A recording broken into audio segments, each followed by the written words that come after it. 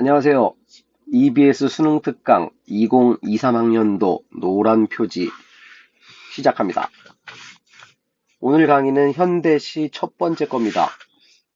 김소월의 바라건대는 우리에게 보습되일 땅이 있더라면 백석의 함주시초 5번 이거를 10분 동안에 머릿속에 쏙쏙 담아주겠습니다. 엄마들도 이해할 수 있는 엄마 국어. 옛날 사람들이야 뭐 사진이 안 남아있으니까 그런데 현대 시인들은 어지간하면 이렇게 그림이나 사진이 남아있는 편이고 거의 훈남들이에요. 뭐 여러 가지 이유가 있는데 잘생겨서 시를 쓴 게 아니라 이게 100년 전의 시인들이라면은 그 당시에 최상급 엘리트입니다. 상위 0.1% 정도 되는 굉장히 똑똑한 사람들만 시를 쓸 수 있었거든요. 그러다 보니까 좀 잘생긴 사람들이 많지 않았나 싶고, 자, 이 시는 대단히 특이한 시예요. 김소월 그러면은 우리가 김소월 그러면은 뭐가 생각납니까? 진달래꽃 생각이 나고, 그거를 비롯한 여러 가지의 대부분의 시들이 고향에서 이별, 그리움, 한 이런 것들을 노래한 시인이 김소월이거든요. 그런데 이 시는 김소월 시 중에서 극히 드물게 현실 극복, 마치 이육사를 보는 듯한 이런 시라고 생각하면 되겠습니다. 대단히 특이한 시. 가봅시다. 나는 꿈꾸었노라. 동무들과 내가 가지런히. 1910년대, 1920년대니까 당연히 일제시대인 거고, 일제시대라면은 뭐 다 빼앗겼죠, 일본한테. 그런 상황에서 대부분의 인간들은 어떻게 하냐면, 그래, 나라도 살아남아야지. 이런 생각을 가지고 이기적인 생각을 갖게 되죠. 그런데 김소월 같은 민족을 생각하는 시인들은 어떻게 생각을 했느냐? 이렇게 동무들과 내가 가지런히 나 혼자 꿈꾼 게 아니라 동무들과 같이 일하고 같이 꿈꾸고 같이 행복하게 사는 이런 거를 꿈꿨던 사람입니다. 그 다음 볼게요. 벌가의 하루 일을 다 마치고 석양의 마을로 돌아오는 이런 꿈을 꾸었다. 그래서 과거에 일제에게 빼앗기지 않았던 그 시절에는 우리는 희망을 갖고 행복하게 살았었다. 맨 끝에는 뭐 간단하게 도치법 하나 나와 있고. 자, 그런데 두 번째, 세 번째 가면은 이제 현재의 모습, 당연히 일제시대니까, 그러나 집 잃은 내 몸이여. 그러니까 집을 잃었다라고 해놨지만 사실은 나라를 빼앗겼다 그 얘기지. 그리고 이 시의 제목, 바라건대는 우리에게 우리의 보습될 땅이 있었다면. 그러니까 보습이 뭐냐면은 그러니까 농사를 지을 수 있는 땅이 현재 어떻게 없다. 그래서 떠돌게 된 거고, 시간의 측면에서 아침부터 저녁까지 동이랴 남북이랴 공간의 측면에서, 그러니까 시간이든 공간이든 전부 다 탄식할 수밖에 없는 상황이 되었다. 현재는 이런 것들은 찾아볼 수가 없다. 자, 이제 미래로 갑시다.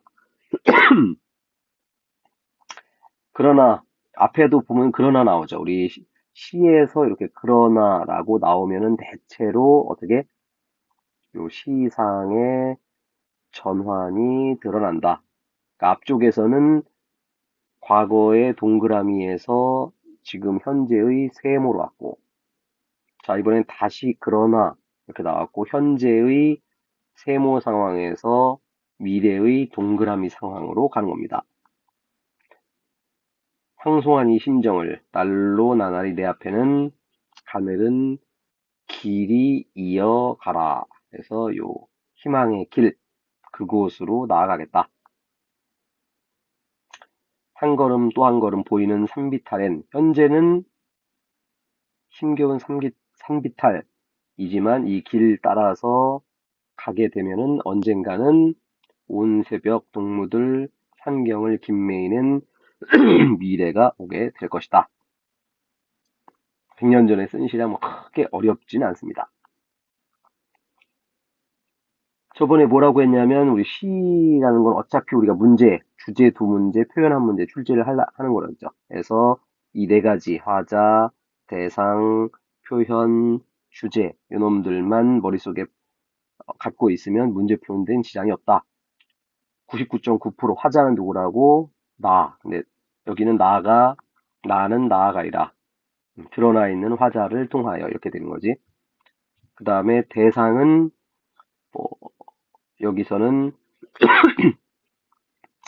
땅, 보습될 땅이 있더라면 그 다음에 표현법은 사실 표현법은 딱히 두드러진 건 많이 없고 일단 앞쪽에 도치법 하나 있었고 그 다음에 과거, 현재, 미래로 이어지는 시간 순서 그 다음에 100년 전에 쓴 시라서 현대 시들은 이 영탄이 그닥 많지 않은데 뭐 느낌표도 여러 개 있고 영탄이 좀 두드러져 있다. 주제는 매우 특이하게 비극적인 현실에서 극복 의지를 드러낸다. 김소월의 시에서는 대단히 특이한 놈이다. 이 그림에도 열심히 농사 짓는 모습이 나오죠. 이렇게 모여가지고 이 사람 지금 웃고 있지. 웃으면서 농사를 짓겠다. 그 다음 두 번째 갑니다. 백석의 산곡 함주시초 5번. 백석의 시도 역시 크게 어렵잖아. 이게 100년 전 얘기라서 단어만 조금 좀 낯설다 뿐이지 딱히 표현법을 많이 쓰거나 어려운 말을 쓰거나 하는 사람이 아니야. 여기 그림에 보면 알다시피 백석도 초절정 훈남이죠. 가봅시다. 돌각담에 머루송이 까맣게 있고, 자, 까맣게 이런 식으로 이제 뭐 시가, 하여튼 여기도 나오지만, 백석은 이미지의 시인, 시각 이미지. 자갈밭에 아즈까리 알이 쏟아진다. 쏟아진다니까 당연히 하강 이미지. 잠풍하니 볕바른 골짜기다. 잠풍하니 여기 보니까 살랑살랑 분다. 그래서 뭐 굳이 따지면은 뭐 촉각 이미지 이런 거 할 수 있겠고. 나는 이 골짜기에서 한겨울을 나려고 집을 한 채 구하였다. 뭐 너무 디테일하게 출제하진 않겠지만 점점점 이게 범위가 좀 작아져요. 그래서 처음에는 요 골짜기로 들어왔다. 이연 갑니다. 집이 몇 집 되지 않은 골 안은 이제 골 안으로 들어왔네. 마을 안으로 들어온 거야. 모두 텃밭에 김장감이 퍼지고 뜰하게 작곡 낯가리가 쌓여서 어느 세월에 비일 듯한 집은 베이지 않았다. 나는 자꾸 골 안으로 깊이 들어갔다. 자, 골짜기에 집 구하려고 왔고, 골 안으로 이제 들어와서 봤더니, 여기저기 배추밭이 보이더라. 자, 그러다가 이제 어느 집으로 왔어. 골이 닿은 산대 밑에 자그마한 돌릉화 집. 자, 집으로 온 거야, 이제. 자, 처음에 골짜기에서 골 안으로 들어왔고, 돌릉화 집으로 이제 들어왔어. 이 집 남길동단 안주인은 겨울이면 집을 내고 산을 돌아 거리로 나려간다는 말을 했는데 해바람 마당에는 게다가 마당까지 이제 들어왔네. 꿀벌이 숨어 남은 통이 있었다. 자, 마지막 갑니다. 낮귤은 나를 햇볕 장글장글한 툇마루에 걸어앉아서 나는 여름 도락구를 타고 장진당에 가서 꿀을 치고 돌아왔다는 이 벌들을 바라보는 나는 자, 나라는 화자가 날이 어서 추워져서 쑥 국화꽃도 시들고 이 바지런한 백성들도 다 제 집으로 들은 뒤에 이 골 안으로 들어올 것을 생각하였다. 자, 집 마당에 앉아가지고 뭐 했다고? 아, 이 동네로 이사 와야지 라고 정착하는 상상을 하였다. 크게 어렵지 않은 시였죠. 자, 화자는 당연히 나라는 사람이었고, 대상은 요 골짜기의 마을, 그 다음에 표현법은 딱히 뭐 많지 않은데, 뭐 굳이 따지면은 요 공간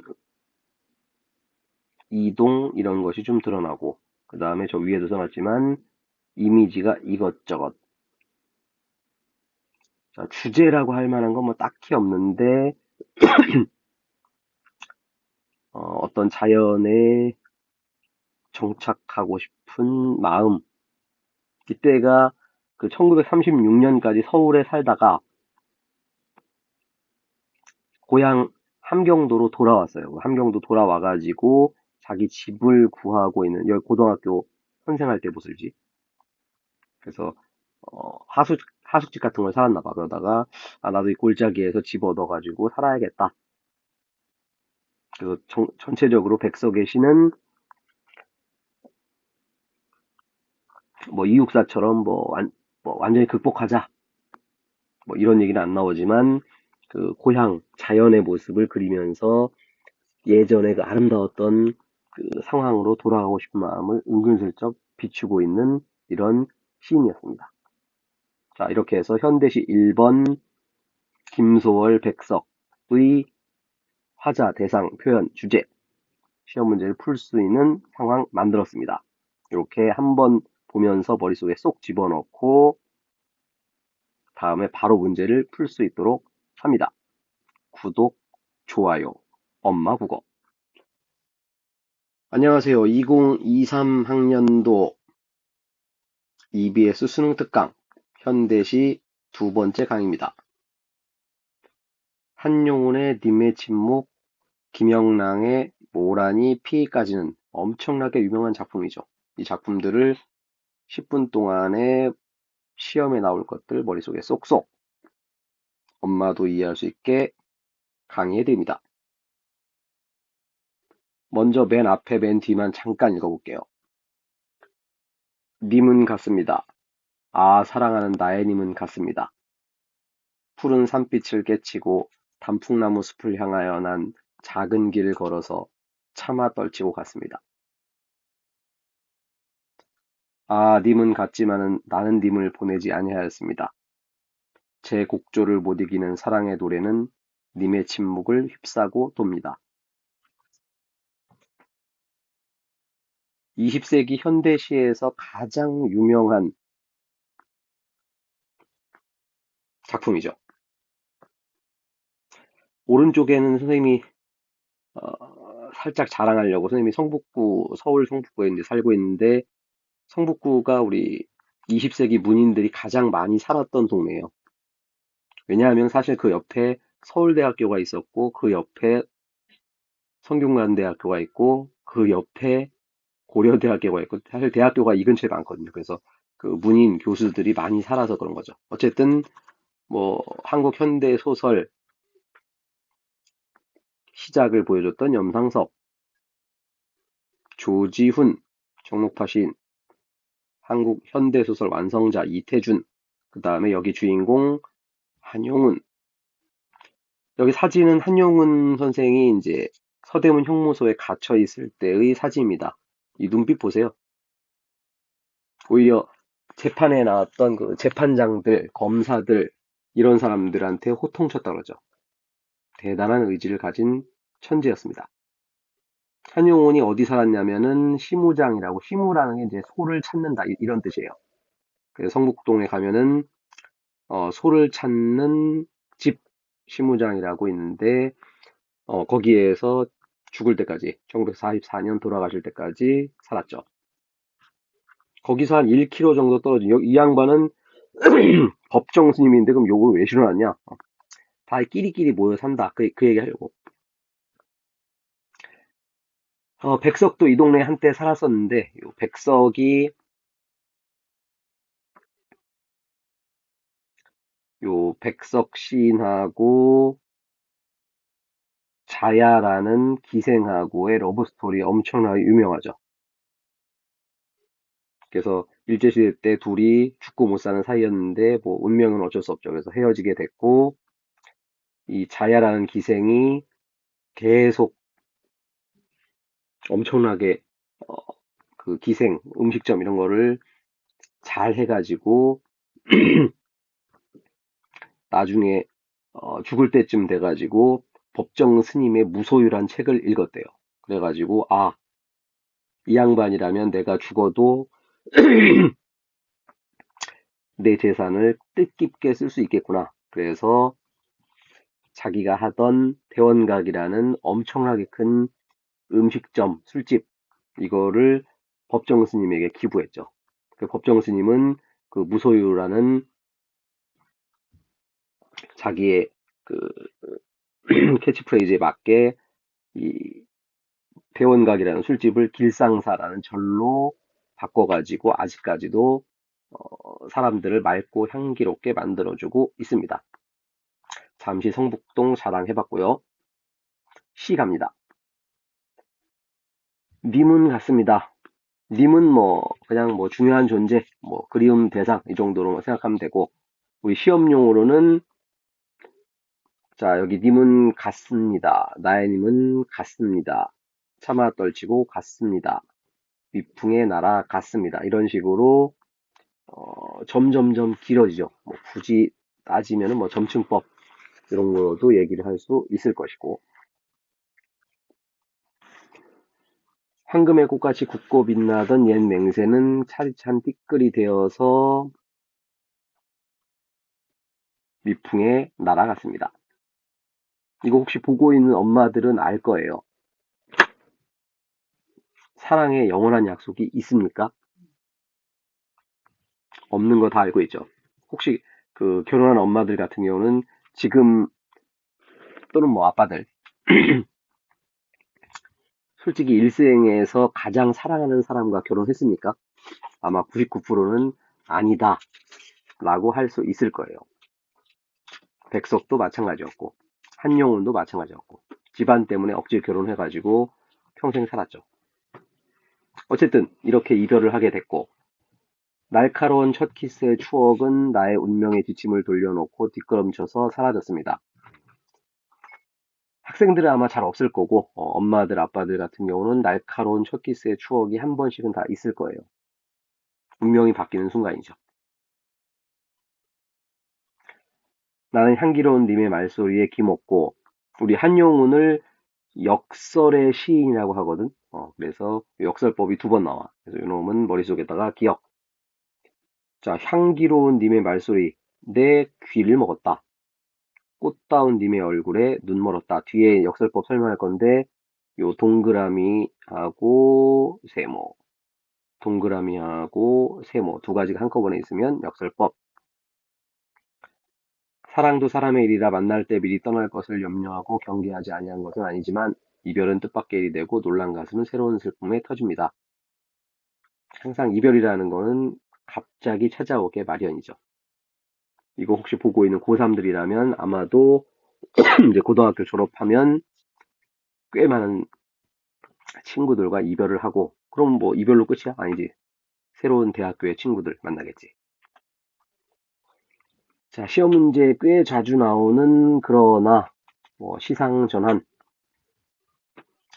이별을 쓸데없는 눈물의 원천을 만들고 마는 것은 스스로 사랑을 깨치는 것인 줄 아는 까닭에 걷잡을 수 없는 슬픔의 힘을 옮겨서 자, 슬펐는데 전환이니까 어떻게? 희망으로 전환이 되었다. 그래서 극복의지. 자, 마무리 갑니다. 우리는 만날 때 떠날 것을 염려하는 것과 같이 뭐 한자 성어 문제 잘 안 나오긴 하는데 회자 정리 만나면 헤어진다. 떠날 때 다시 만날 것을 믿는다. 거자 필반 떠나면 다시 만난다. 님은 같지만은 나는 님을 보내지 아니하였습니다. 마찬가지로 님은 갔는데 나는 안 보냈다. 마음속엔 살아있다. 그 뜻이죠. 그래서 역설법. 제 곡조를 못 이기는 사랑의 노래는 님의 침묵을 휩싸고 돕니다. 엄청나게 멋진 시죠. 그래서 이별 때문에 슬픔이 있지만 불교적 인식을 통해서 극복을 하겠다. 표현법에서는 역설법이 2번 나온다. 그 다음에 종결음이 반복이 있다.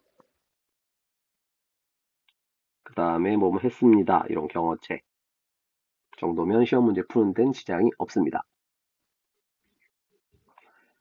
자, 다음은 김영랑의 모란이 피기까지는 역시 엄청나게 유명한 시죠. 얘도 바로 가겠습니다. 모란이 피기까지는 나는 아직 나의 봄을 기다리고 있을 테요. 그래서 모란이 피는 거를 기다리겠다. 봄이 오는 걸 기다리겠다. 봄. 모란이 뚝뚝 떨어져 버린 날. 떨어졌다 하강 이미지. 비로소 봄을 여인 서름에 잠길 거다. 5월 어느 날, 그 하루 무덥던 날, 떨어져 두은 꽃잎마저 시들어버리고 천지의 모란은 자취도 없어지고 뻗쳐오르던 내 보람은 무너졌다. 보란이 지고 말면 그뿐 내 한 해는 다 가고 말아. 360날 한양 섭섭해 웁니다. 그래서 상실감을 드러내는 지금 표시한 것들 상승 이미지, 하강 이미지 출제되는 것들이고 특히 잘 나오는 보람, 서름 이런 것들 기억하면 되겠지. 자, 이렇게 상실로 끝나겠냐? 그럴 리가 없지. 마지막 모란이 피기까지는 나는 아직 기다리고 있겠다. 뭐를? 찬란한 슬픔의 봄을. 그래서 마지막에 역시 역설법으로 끝납니다. 그래서 원래 우리 한국어에서는 나는 봄을 기다린다라고 해야 되니까 역시 도치법. 그래서 여기 마지막에 역설과 도치의 방법을 사용하고 있다. 대단히 간단하십니다. 제목에 있는 모란이라는 거는 뭐 아름다움을 뜻하는 말이고 봄이라는 것은 소망이 이루어지는 계절. 그러나 꽃이 지는 슬픈 계절이라는 뜻도 있고 자, 아까 동그라미 보람 이거는 모란이 피어서 느끼는 기쁨. 이 정도면 시험 문제 풀 수 있습니다. 자, 마지막으로 역설 반어 맨날 헷갈리는 거지. 자, 역설법은 앞, 뒤가 반대말. 그래서 찬란한 슬픔, 뜨거운 얼음 이런 것들이 역설법에 해당하는 거고 자, 반어법은 속뜻과 반대가 되는 거. 우리도 살다 보면은 자기 속뜻과 반대로 얘기할 때가 간혹 있지. 아, 정말 우리 학교는 최고야. 라고 생각하는 고등학생들은 그닥 많지 않을 거라고. 대부분은 자기 학교 싫어하지. 자, 그 다음에 엄마들 뭐 합니까? 잔소리하죠. 우리 엄마 잔소리는 정말 꿀이야. 그럴 리가 없지. 근데 엄마한테 엄마 잔소리는 똥이야 이러면 혼나지. 그래서 엄마 잔소리는 꿀이다. 이런 식으로 속뜻과 반대로 얘기하는 게 반어법입니다. 어쨌든 시험에서 안 헷갈리도록 이렇게 머릿속에 기억하면은 크게 어렵지 않을 거예요.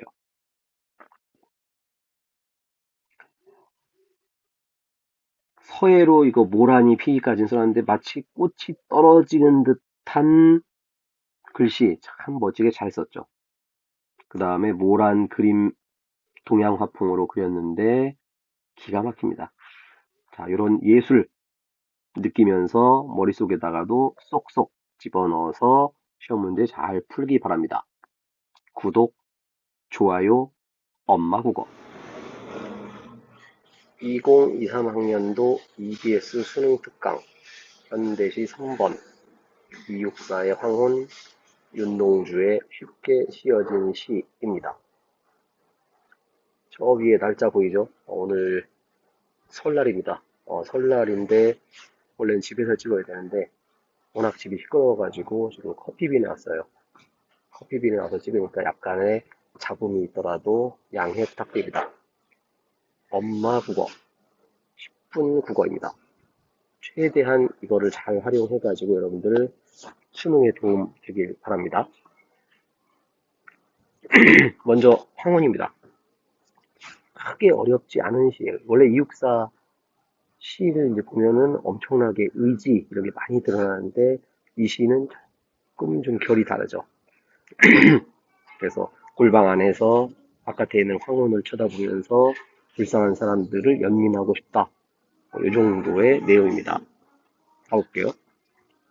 내 골방의 커튼을 걷고 현재 골방 고독의 공간이죠. 황혼을 맞아들인다. 바다의 흰 갈매기들 같이 인간은 얼마나 외로운 것이냐. 그 외로운 존재라는 걸 이제 인식하게 된 거고. 황혼, 자, 누구야? 라고 부르면은 말건방, 말을 건네는 방식. 자, 황혼아. 황혼이라는 게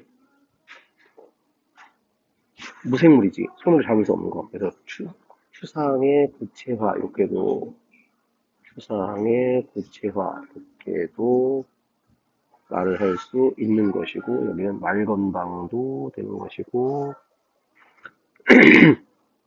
그 다음에, 의인법도 되는 것이고, 시험 문제 잘 나오겠지? 하여간 내 부드러운 손을 내밀어 발라. 내 뜨거운 입술을 맘대로 맞춰 보낸다. 너 손하고 내 입술하고 하나가 되고 싶다. 이런 얘기죠.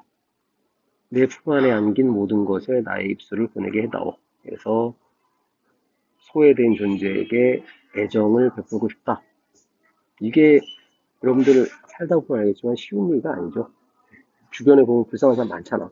그런데 거기에 대고 애정을, 연민을 실제로 베푸는 사람은 극히 드물죠. 그것도 일제시대에 이육사, 이 양반도 대단한 양반인데 이 집안 자체가 독립운동가 집안이죠. 그 정도 되니까 이런 시를 쓰는 겁니다. 자, 3, 4연은 이제 불쌍한 사람들, 반짝이는 별들, 수녀들, 수인들, 얼마나 떨고 있을까.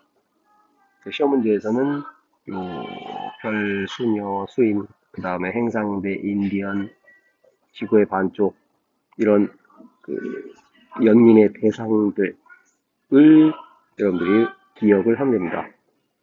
그걸 누가? 내가 연민을 하겠다. 자, 우리 화자 대상 찾았지? 나라는 사람이 연민의 대상들에게 애정을 갖고 바라보고 있다. 표현법은 hunde훈데 이렇게 있으니까. 자, 마무리 갑니다. 내 5월의 골방이 아늑도 하오니 황혼아 내일도 또 푸른 커튼을 걷게 하지. 황혼은 하루에 한 번 오는 거니까. 그래서 푸른 커튼을 걷고 매일매일 황혼을 맞아들이겠다. 하지만 황혼은 잠깐이고 대부분은 황혼이 없죠. 그래서 암암이 사라지긴 시냇물 소리 같아서 한 번 식어지면 다시 돌아올 줄 모르보다 안타까움의 시간은 길죠. 우리가 살다 보면 행복한 시간도 있지만 사실 불안한 시간이 훨씬 많지. 더군다나 일제시대니까 훨씬 많았겠지. 그 정도 생각하면서 독해하면 문제 푸는데 큰 지장이 없을 겁니다. 오른쪽 보면 촉각적 신상을 활용해서 입술을 구체화하였다. 이렇게 기억하면 되겠고, 그 다음에 말건방 묻는 형식이 나타난다. 그 다음에 연민이 드러난다. 비유와 상징. 사실 비유와 상징은 거의 모든 시에 드러나 있는 거니까. 그 다음에 역시 아까 얘기했던 뜨거운 감각적인 의지. 그 다음에 골방 안, 골방 안, 골방 밖. 그래서 인, 아웃. 대단히 수능 국어에서 잘 출제하고 있는데 여기서는 인은 세모였고 아웃이 동그라미였지. 마지막으로 색채어를 통하여 하얀색, 황혼의 빨간색, 그 다음에 푸른 커튼, 공간에 대한 인식을 드러내고 있다. 황혼을 바라보는 노인네의 모습, 머릿속에 집어넣길 바랍니다. 다음은 윤동주입니다. 워낙 유명한 시니까 빠르게 할게요. 창밖의 밤비가 속살거려 부척방은 남의 나라. 역시 마찬가지로 부정적인 현실 인식 여기서부터 시작을 하고 있고요. 자, 그런데 문제는 이 부정적인 상황에서 아까 이육사 같은 경우는 입술을 통하여 연민하겠다. 근데 윤동주 아다시피 24살 대학생이야. 그래서 슬픈 천명인 줄 알면서 기껏 할 수 있는 게 이거밖에 없죠. 시라도 적어보겠다. 자, 그 다음에 그 일본에서 땀내와 사랑내 폭언이 풍긴 학비 봉투를 받아서 대학 노트를 끼고 늙은 교수의 강의를 들으러 간다. 시험 문제에서는 보통 이렇게 세모로 처리합니다. 현실에 안전한 태도. 어릴 때 친구들을 하나 둘 죄다 잃어버렸다. 여러분들도 다 깐부들 하나씩 있을 거예요. 그런데 살다 보면 깐부들이 점점점 멀어져 가지. 안타깝다. 나는 무얼 바라, 나는 다만 홀로 침전하는 것일까. 침전, 한자이긴 한데 하강 이미지로 출제를 합니다. 그리고 저 끝에서 다시 얘기할 건데 나라는 게 동그라미가 있고 세모가 있는데 동그라미 딱 두 개밖에 없어요. 맨 끝에 두 개. 고구마 경험인데 나머지 다 세모니까. 마무리 갑시다. 인생은 살기 어렵다는데 시가 이렇게 쉽게 씌어지는 것은 자, 시 쓰는 게 쉽지 않겠지. 그래서 그거를 단어적으로 표현한 거고 아 부끄럽다. 윤동주의 기본 베이스죠. 부끄럽고. 자, 맨 앞에서 했던 얘기를 그대로 하는 게 아니라 어떻게 변주를 합니다. 순서를 바꿨어. 육첩방은 남의 나라, 창밖에 밤띠가 속살거린다. 그래서 무력감 세모에서 적극적인 대응 동그라미로 시상의 전환이 일어나는 부분입니다. 잘 출제되겠지? 자, 마무리 의지갑니다. 윤동주 이육사 의지의 신이지. 둥글 동그라미를 밝혀서 어둠 세모를 내몰고 시대처럼 올 아침 동그라미를 기다리는 동그라미 나. 동그라미 나는, 자, 아까 얘기했지. 동그라미 나는 두 개밖에 없습니다. 현실에 부정적인 나에게 손을 내밀어서 눈물과 위안을 잡는 악수. 이제부터 의지를 갖겠다. 라고 마무리를 짓고 있습니다. 자, 여기 뭐 별 얘기 없고, 아까 그 부끄러움, 그 다음 스스로 위안, 그 다음 시상 전환 아까 맨 끝에 얘기했었지. 그거는 그 맨 끝 처음에 1년하고 그 다음 순서 바꿔가지고 시상 전환하는 부분, 그 다음에 어두움의 공간과 밝음의 공간 정도만 생각하면 될 것이고. 자, 마무리. 저번에 김소월 할 때도 얘기했었는데 일제시대 시인들 보면은 초절정 훈남이야. 이 정도 얼굴에 연세대학교 그냥 먹고 들어가는 거지. 게다가 이육사도 양반 집안 태어나가지고 워낙 감옥을 뭐 많이 가가지고 힘들게 살았지만 기본 베이스는 아주 눈빛 초롱초롱합니다. 자, 이런 독립투사의 의지를 배우면서 우리도 열심히 공부해가지고 국어 100점 나가보도록 합시다. 구독, 좋아요, 엄마 국어. 2023학년도 EBS 수능 특강 현대시 4강입니다. 이번에는 식물 시리즈 조지훈의 낙화, 꽃, 김현승의 플라타너스, 나무. 이 식물들을 가지고 어떤 정서를 어떤 표현으로 꾸며내는지 확인해 보도록 하겠습니다. 엄마들도 이해할 수 있는 국어 10분 동안 끝내는 국어입니다.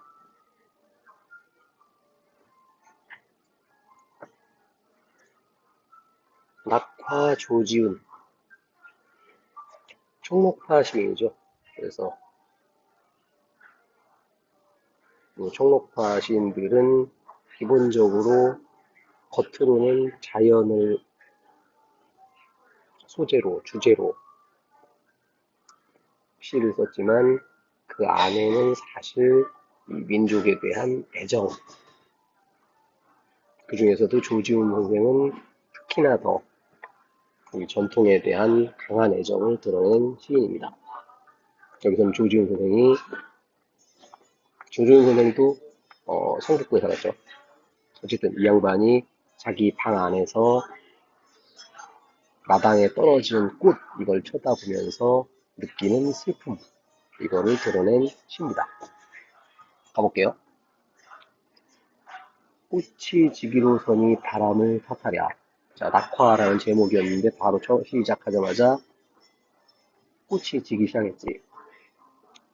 주변 밖에 성긴 별이 하나둘 쓰러지고. 자, 시간이 어슴푸레 새벽 정도가 되는 것 같지. 이 새벽에 요 별 쳐다보고 있고, 귀족도 울음 뒤에 먼 산이 다가오다. 우리 고전 시대도 그렇고 현대시 일제시대 쓴 거 보면은 귀족도라는 것은 하늘을 드러내는 새죠. 그냥 참새, 제비 이런 거랑 달라.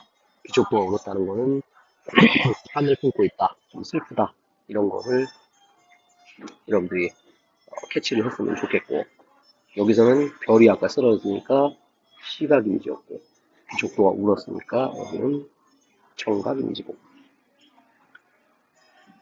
촛불을 꺼야 하리 꽃이 지는데, 드디어 이제 정원에 있는 낙화를 보고 있고, 꽃 지는 그림자 뜰에 어리여.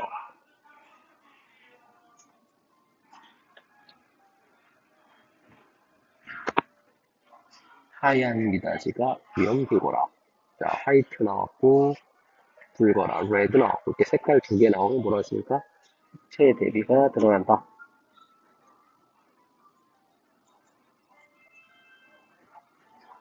묻혀서 사는 이의 고운 마음을 아는 이 있을까 저 하느니, 꽃이 지는 아침은 울고 싶어라. 아까 새벽이었는데 어느덧 아침까지 왔지. 대단히 간단하십니다. 그냥 방 안에서 꽃 지는 거를 구경하는, 쉬운 거는 쉽게 봐야지. 여기서 써놨는데, 하여튼 우리가 문학이라는 놈을 공부했을 때 항상 뭘 표시한다? 하자. 나라는 사람이 드러나면 드러난 하자. 여긴 나가 드러나지 않았지. 그래서 가로치고 드러나지 않은 화자를 통하여 낙화에 대한, 대상에 대한 정서를 드러내고 있다. 아쉽다. 그 다음 표현법은 주로 이미지도 이것저것 있었고, 시상전개 중에서는 시선이동이 제일 중요. 여기 빨간 거로 써놨죠. 시간의 흐름은 아까 새벽에서 아침, 뭐 이건 쉬운 내용이고, 시선의 이동은 이제 그냥 시선의 이동 이렇게 출제할 때도 있고, 원경에서 근경으로 이렇게 출제할 때도 있어요. 그 다음에 그 시어를 또 각각 찾아봐라 이런 수도 있으니까 이놈 잠깐 확인하면 되겠습니다. 그 다음에 밑으로 쭉 내려가 보면은 아까 이미지를 이것저것 있었다. 그 다음 마지막으로 즐거라, 싶어라 이런 식으로 어라를 반복해가지고 아쉬움을 드러낸 대단히 간단한 시였습니다. 넘어갑니다. 이번에는 김현승의 플라타너스라는 시인 가볼게요. 나무가 이제 플라타너스 나무예요. 꿈을 아느냐 너에게 물으면 플라타너스, 너의 머리는 어느덧 파란 하늘에 젖어 있다. 그래서 플라타너스는 꿈을 갖고 살아가는 존재, 이걸 좀 어려운 말로 동경이라고 표시를 해놨죠. 그 다음에 너한테 플라타너스라고 했으니까 여기다가도 표시해놨지만 맑은 방을 주로 쓰고 있고, 그 다음에 파란 시각, 젖어있다, 촉각, 역시 이미지들 이것저것 잔뜩 갖고 있습니다. 너는 사모할 줄 모르나 플라타너스, 너는 내게 있는 것으로 부모를 누린다. 그래서 사모할 줄을 모르는 존재지만 은근슬쩍 나를 포용하는 모습을 드러내고 있다.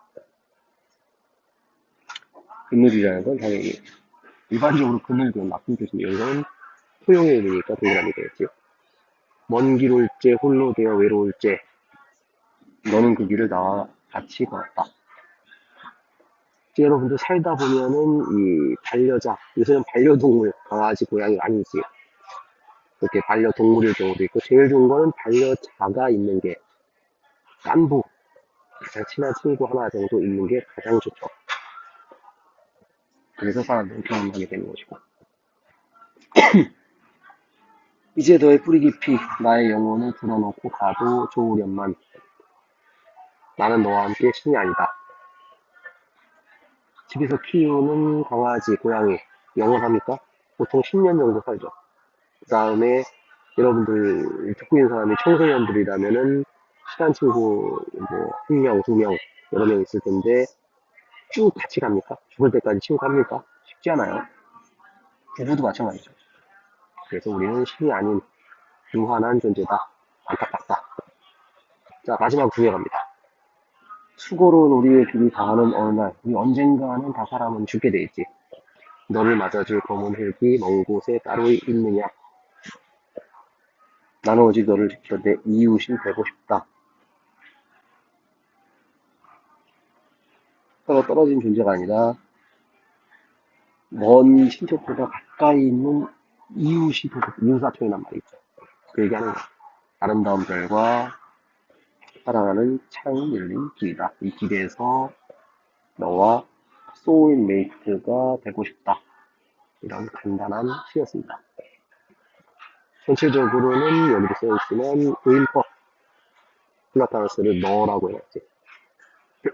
그래서 플라타나스의 풍경, 플라타나스의 포용 이런 것들을 관념적 의미를 형상화하였다 이런 얘기고 그 다음에 색채 이미지 이것저것 그 다음에 계속해서 핵심 대사인 플라타나스를 반복을 함으로써 반복이라는 거는 항상 의미 강조하고 연결이 되는 거죠.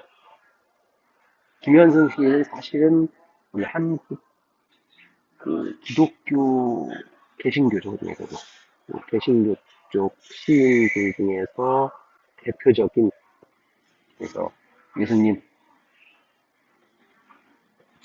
믿음 뭐 이런 거를 강조하는 시인입니다. 특히 개신교 믿는 사람들은 김현승의 시를 찾아서 열심히 공부하고 따뜻한 마음을 느껴보시길 바랍니다. 저는 현대시 4번 조지윤의 낙화 김현승의 플라타너스였습니다. 구독, 좋아요, 엄마주거. 안녕하세요. 2023 EBS 수능 특강입니다. 현대시 5번 박두진의 도봉, 김용택의 그리운 그 사람이라는 시입니다. 둘 다 자연 속에서 그리움을 얘기하는 안타까움을 얘기하는 그런 시입니다. 수능 특강 이제 곧 나옵니다. 여러분들 엄마 국어를 믿고 10분 공부 믿고 최선을 다하는 자세 하기 바랍니다. 엄마 국어 뭐야? 엄마도 이해할 수 있는 국어 충분히 여러분도 해낼 수 있습니다. 먼저 그림하고 연결된 도봉 박두진을 좀 갖다 놓을게요. 화면 잠깐 멈춰 놓고 잠깐 좀 그림을 좀 보고 그 다음에 시 공부해도 되겠습니다. 산속에서 이렇게 누군가를 부르는 이런 모습 안타깝지 않습니까? 자, 박두진은 청록파 시인이라고 그랬죠. 그래서 청록파 시인들은 자연을 주제로 시를 쓴 사람이다. 그리고 자연을 겉으로 내세웠지만 사실은 민족 혼을 안에 넣고 있는 대단한 시인들이었다라고 얘기했습니다. 자, 청록파에는 박목월 시인하고 조지훈 시인 그리고 박두진 이렇게 세 명의 시인이 있는데 요 두 명의 시인들은 자연 속에서 좀 슬픔 이런 것들을 많이 얘기한 이런 시인이라고 한다면 박두진 시인은 좀 특이하게 희망을 노래한 시인이었다라고 볼 수 있겠죠. 그 중에서도 가장 대표적인 게 요 연세대학교 응원가로 나오는 해라는 작품이 있어요. 해야 떠라, 해야 떠라. 개인적으로 싫어하는 노래예요. 고대생들은 다 싫어해요. 어쨌든 본문 들어갑시다. 산새도 날아와 우짖지 않고 청각이미지. 구름도 떠가곤 오지 않는다. 시각이미지. 그래서 처음 시작하자마자 부정적인 우짖지 않고 오지 않고 인적 끊겼고, 이런 도봉산의 적막한 모습. 이번 우리 수능 시험 문학에서 가장 오답률 높은 답지가 적막감이었지. 외롭고 주변에 아무도 없다. 이렇게 생각하면 되겠습니다. 가을산, 시간 공간 이미지 다 나왔지. 자, 그 다음에 이연을 보면 아주 재밌는 부분이 나와요. 이 시의 제목이 도봉이야. 도봉인데 도봉에서 제일 지금 서울 오른쪽 위에 있는 동네가 도봉구이거든. 가장 유명한 것이 요 도봉산이 있고 그 다음에 눈치챈 사람 있네요. 둘리가 있어요. 그래서 그 두 가지가 아주 유명한 이런 상황이라고 할 수 있습니다. 자, 도봉산. 이거 잘못 썼네. 자, 도봉산.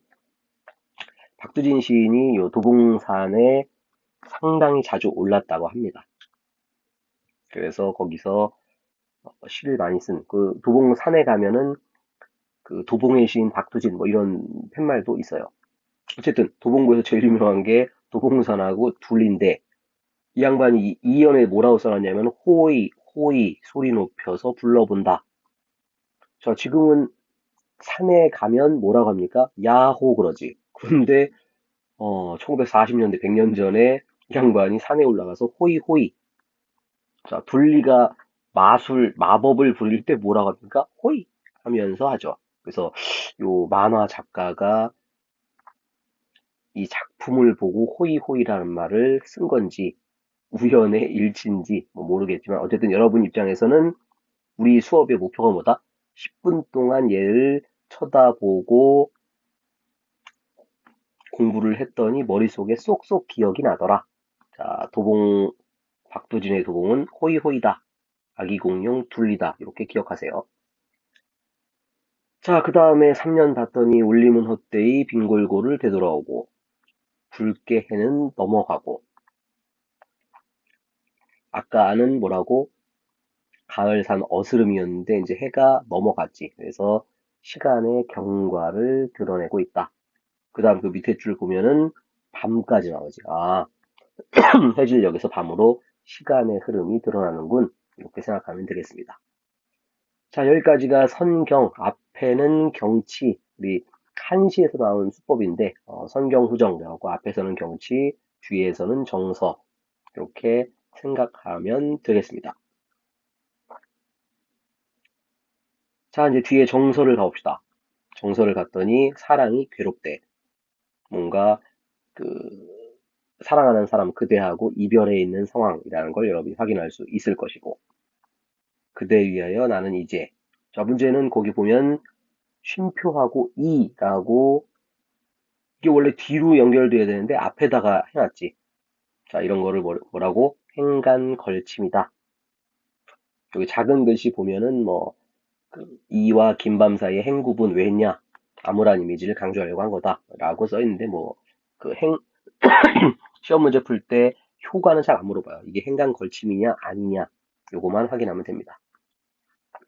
그래서 그대가 없는 이 상황을 긴맘과 슬픔 가지고 있고 마지막 이 밤을 그대는 나도 모르는 어느 말에서 쉰요 하면서 마지막에 그리움으로 전달하고 있습니다. 자, 화자 정서 가야지. 나라는 화자가 그대라는 대상을 쳐다보면서 안타까움과 그리움을 드러내고 있다. 이렇게 화자 정서 대상 표현법은 아까 이거저거 써놨으니까 이렇게 찾으면 되겠습니다. 크게 어렵지 않죠. 자, 뒷장에 핵심 포인트 한 3개 정도. 자, 원경에서 근경으로 시선의 이동에 따른 시상 전개. 그 다음 두 번째, 시간의 흐름에 따른 시상 전개. 왜냐면 아까 해질녘이었는데 밤까지 왔지. 그 다음에 아까 밑줄 친 선경에서 후정, 선경후정. 그 다음에 특이한 표현이니까 기억해놓으세요. 명사형으로 종결한다. 어미를 생략한다. 정도면 여러분들 공부하는데 큰 지장은 없을 겁니다. 자, 이번에는 김용택 시인의 그리운 그 사람 가보죠. 김용택 시인은 초등학교 교사를 40년 정도 했어요. 그러다 보니까 굉장히 쉬운 말들을 써놓는데 그 쉬운 말들 속에서 잔잔한 울림이 있죠. 원래 고수들은 어려운 거 하지 않죠. 굉장히 쉬워 보이는데 그 안에 담긴 의미는 크다. 이런 사람들이 진짜 큰 시인이라고 할 수 있죠. 그래서 여기서도 역시 마찬가지로 화자 대상 표현 이거 찾아가면서 쭉 읽으면 얘는 뭐 크게 어렵잖아. 표현법도 어렵지 않고. 자, 해다 저물도록 그리운 그 사람이 안 보인다. 아까 박두진 도봉이랑 비슷하지. 오늘도 보이지 않네.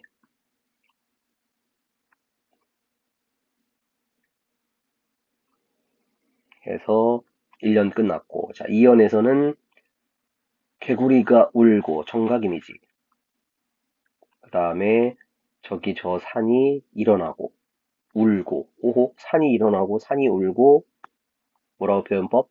자, 의인화를 통해 가지고 자연 주변 자연을 얘기를 하고 있죠. 그 다음에 등불이 치솟고 그냥 넘어가면 안 돼. 상승 하강 이미지 이런 것들 잘 출제됩니다.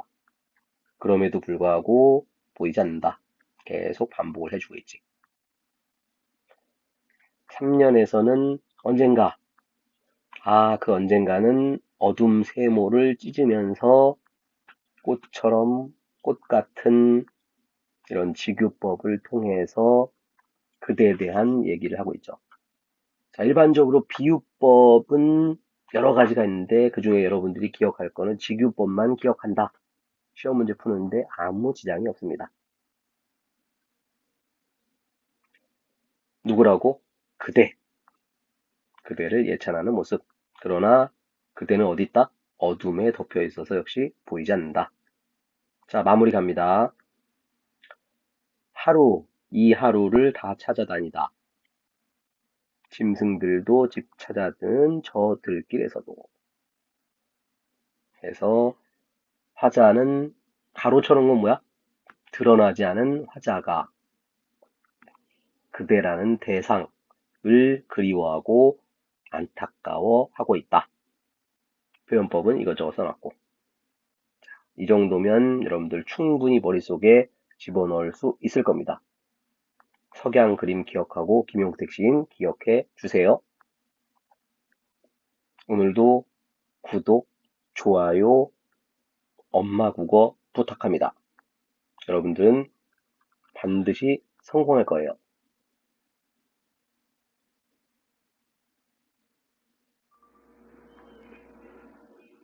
안녕하세요.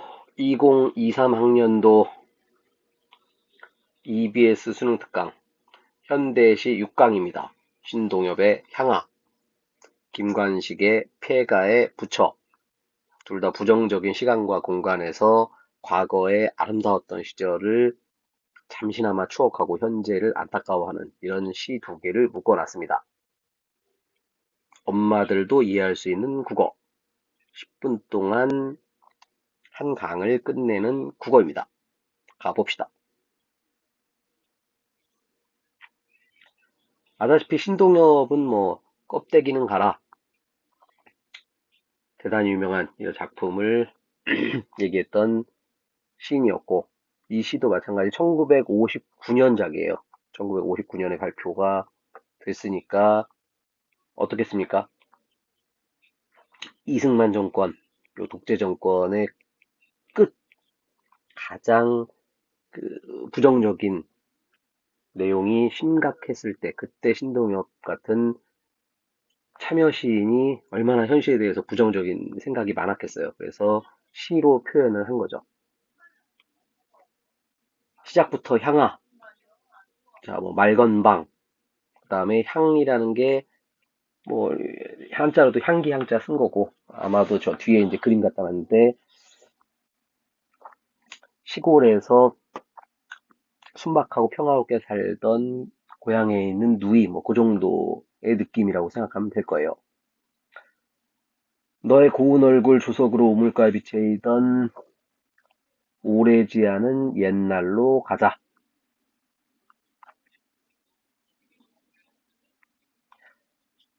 수스럭거리는 걸찍스런, 뭐, 청각 이미지 갖다 놨는데, 청각 이미지로도 출제할 수 있고, 또 뭐라고 그랬지? 음성 상징어라고 출제할 수도 있다. 어쨌든, 호미와 바구니를 든 환한 얼굴 그림처럼 나타나던 석양에서 살짝 시간, 그 다음에 수수밭, 공간 이런 것도 간단하게 갖다 놨지. 자, 세 번째 갑니다. 구슬처럼 흘러가는 냇물가, 맨발을 담그고 들어앉아 빨래들을 두드리던 전설 같은 풍속으로 돌아가자. 전설, 레전드, 롤. 자, 신동엽의 향아, 요거는 요 레전드, 요거만 떠올리면 특히 남학생들은 아마 기억이 그 레전드가 긍정적인 이미지로 나왔던 시, 이렇게 기억하면 될 거야. 자, 문제는 그게 현재가 아니라 뭐라고? 과거. 지금은 전설이 되어버렸다. 눈동자를 보아라. 회올리는 무지갯빛 허울의 눈부심에 넋 빼앗기지 말고 철 따라 푸짐히 두레먹던 정자나무 마을로 돌아가자. 당연히 여기는 동그라미 공간일 거고. 미끈덩한 기생충의 생리, 그 다음에 허식의 인, 배기기 전에 눈빛 아침처럼 빛나던 우리들의 고향, 병들지 않은 문명으로 돌아가자. 자, 마무리입니다. 향아, 허물어질까 두렵노라. 얼굴 생김새 맞지 않는 발돋움. 흉낼랑 그만 내자. 들국화처럼 소박한 목숨을 바꾸기 위해 맨발 벗고 콩밭임하던 차라리 그 미개제로 가자. 원래 미개지 세모일 수도 있는데 여기서는 오염되지 않은 순수의 공간. 비단치마 나부끼며 떼지어 춤추던 전설 같은 풍속으로 돌아가자. 싱싱한 마음밭으로 돌아가자. 그래서 현재의 시간 공간 마음에 들지 않는다. 과거에 아름다웠던 공동체 거기로 돌아갔으면 좋겠다. 내용은 아주 간단한 시였습니다. 정리해 볼게요. 여기 빨간색으로 해놓은 것들이 전부 다 이제 세모에 해당하는 애들. 그래서 아까 허울의 눈부심, 기생충의 생리와 허식, 그 다음에 얼굴 생김이 맞지 않는 발돋움. 이게 현재의 부정적인 모습이었고. 자, 과거는 전부 동그라미였지. 오래지 않은 옛날, 전설 같은 풍속, 둘에 먹던 마을, 병든지 않은 젊음, 미개지, 싱싱한 마음밭, 전부 다 동그라미. 딱 시험 문제 내기 딱 좋겠네요. 여기도 과거와 현재 대비 이렇게 기억하면 될 것이고. 아까 향아 향아 향아 해서 빨건방. 그 다음에 하자가 지향하는 요 동그라미에 세 개가 들어가고 있다. 참한 한복 입은 꼬마 여자애. 아마도 얘가 향아라고 생각하면 되겠지.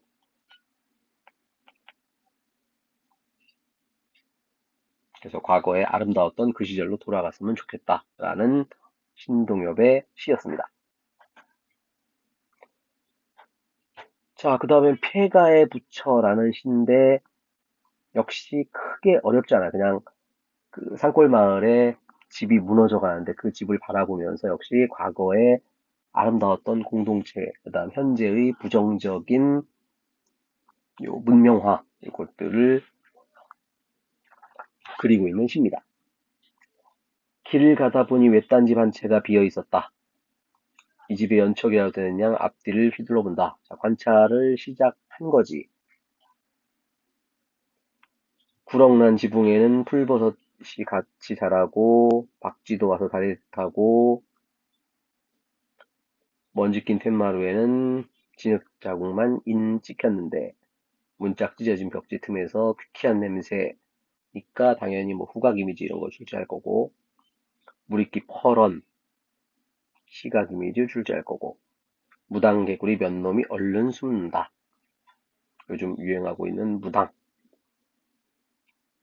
자, 외양 묘사를 통하여 이게 보통 소설 쪽에서 잘 출제가 되는 건데 시인데 외양 묘사를 상당히 잘해놨지. 이걸 가지고는 마른 강변에 된소 냅디듯 앞만 바시대도 필경 먹고 살 도리가 없어서 별똥지기 천수답과 고라실 턴론이며 논뱀이 밭다랑이 다 버려둔 채 지게품 팔고 맞벌이 하더라도 도회지라야 한다고. 자, 도회지 60년대, 70년대 농촌에서 먹고 살기 어려워가지고 도시로 가는 이 농민의 안타까운 마음, 턴론을 버려두고 도회지로 갈 수밖에 없었다. 오쟁이 톡톡 털어서 이른 아침 지었을 것이고 이런 것들이 이제 지었을 개코니까 뭐겠어? 상상하는 거야 지금. 이런 게 이제 일치 문제로 가끔 출제가 되죠. 가다가 차 안에서 보리개떡도 쪘을 테지만 장독대 옆에 씨 떨어져 자라난 맨드라미 복숭아꽃도 피어있다. 돌각담 한 모퉁이 대추나무에는 참새 한 마리가 날아들었다. 이런 것들 뭐라 하지? 어떤 소재를 통해서 더욱 정서를 두드러지게 만드는 객관적 상관물이라고 하는 것들이죠. 여기서는 뭐겠어? 여기서는 쓸쓸함을 더욱더 북돋우는 소재. 마무리 갑니다. 심심파적으로 주인의 후일담을 말해주는 양 저 혼자 제재거리다 말고 한다. 지는 말복철 저녁새 때 귀창 터지거라. 쓰르라미만 울고 있더라. 우리 시에서 누군가 하여튼 울고 있다. 나오면은 화자가 사실은 슬픈 거다. 게다가 누가? 쓰르라미가. 그러니까 귀뚜라미, 쓰르라미, 새 이런 애들이 주로 울면은 감정입 이렇게 기억을 하면 되겠습니다. 자, 전체적으로 화자는 나라는 사람이 쳐다보는 것이고 여기 나가 있었나? 나는 없었지. 그래서 드러나지 않은 화자가 요 폐가를 쳐다보면서 농촌의 안타까운 현실을 드러내는 시라고 할 수 있겠습니다. 표현법들은 뭐 딱히 많지 않았고 아까 객관적 상관물 그 다음에 뭐 감정이입의 소재 뭐 이런 애들 쳐다보면은 큰 어려움이 없을 거예요. 여기 지금 폐가를 사진을 잘 갖다 놨죠. 사람이 안 살면은 이게 집이 금방 무너집니다. 자, 전체적으로 화자의 관찰을 통해서 서사적 구조라는 건 뭐 별거 아니고 그냥 줄거리가 있는, 그러니까 단순히 묘사만 한 게 아니라 아 이런 사연이 있더라. 1970년에 발표된 1970년이라고 하면 아까도 얘기했지만 새마을운동 본격적으로 시작해가지고 농촌이 망가져가는 그 시기입니다. 얘는 아마도 100% 이용학의 낡은 집이라는 시하고 같이 출제를 할 거예요. 그래서 그 시하고 연결지었을 때 충분히 풀어낼 수 있을 주제, 소재, 표현 요거 기억하면 되겠습니다. 오늘은 신동엽과 김관식 시인의 아름다운 시에 대해서 공부를 해봤습니다. 구독, 좋아요, 엄마 국어